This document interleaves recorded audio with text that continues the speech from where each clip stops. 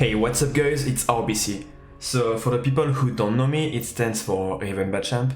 And I used to make a lot of guides on my YouTube channel before, but I have stopped for a while now.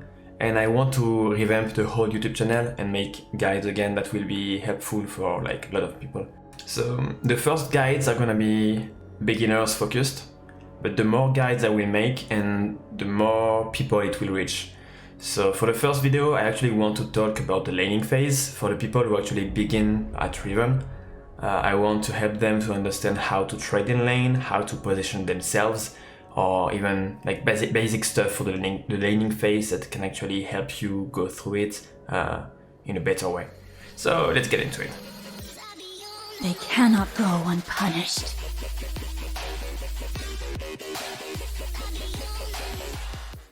So there is obviously different ways of trading in lane, but there's one way that is used a lot and in a lot of matchup as well. It's the QW combo.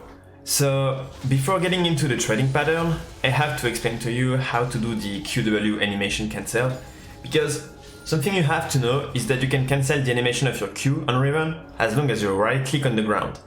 So that means that if you cancel your Q animation fast enough, you can get your W off a bit faster than if you would not cancel the animation.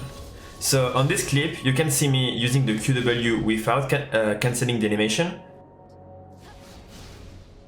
And on this one, you can see me using the QW combo by cancelling the Q animation, which means that the W goes off faster. It takes some practice, but it's pretty easy. All you have to do is to spam right click on the ground when you are actually in Q animation, and this way it will cancel the animation and make your W go up faster. It's actually useful to trade in lane because you can actually just walk up to your opponent when he goes for a CS and QW into him, followed by an auto attack, and then you disengage with a EQ away. It's actually useful in a lot of matchups, especially like Garen and Darius, because you can't win the trade like the extended trade. So what you wanna do is to just chunk them down with QW auto attack, disengage, and then you wait for your cooldowns, and once it's back up, you can just do the same. At some point, they're gonna be low enough in HP for you to go for a full all-in. Number 2. So the second thing I want to talk about in this video is the fact that you have to stay back when your spells are down. And you're probably asking yourself, what does that mean? And what I mean by that is, sometimes you're gonna use your cooldowns to take a trade or even just last hit a minion, and for 8 or 9 seconds, you just won't have anything up. That means that you are actually very vulnerable, and for example, Darius can just hook you and then you just won't have anything to get away. And most of the time you're just gonna have to flash away. And that's a situation you don't want to get in.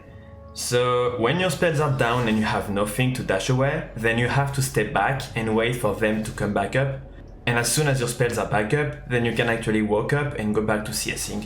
It's not worth getting 20 or 40 gold by getting a few last hits if you actually end up getting killed or if you actually have to burn flash because you just don't have anything to get away. Number 3. The last thing I want to talk about in this video is the Q extend. Riven's Q cooldown starts at the moment she uses the first Q and not the last one. Which means that if you refresh the Q at the very last moment, you're gonna have a very small cooldown in between your third Q and first Q. That can actually surprise your enemy a lot if you engage on them with the third Q, as they won't expect your Q to come back up so soon.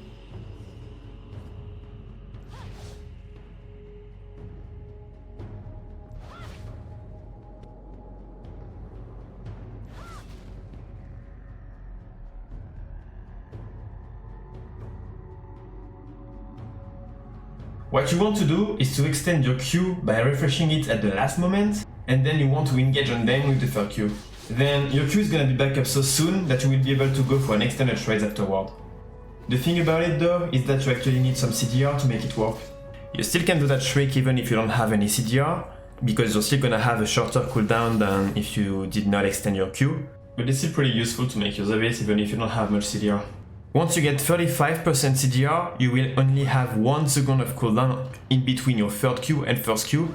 So here's an example of what happens if you use your Q extended with 35% CDR.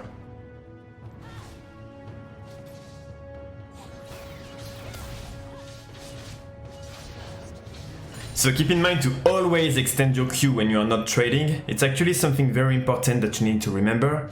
And yeah, I just hope these tips actually help someone out, and I'm going to come back later with an episode 2. So until then, peace boys, and thanks for watching. Makes me feel alive. Lately, I've been losing sleep, dreaming about the things that we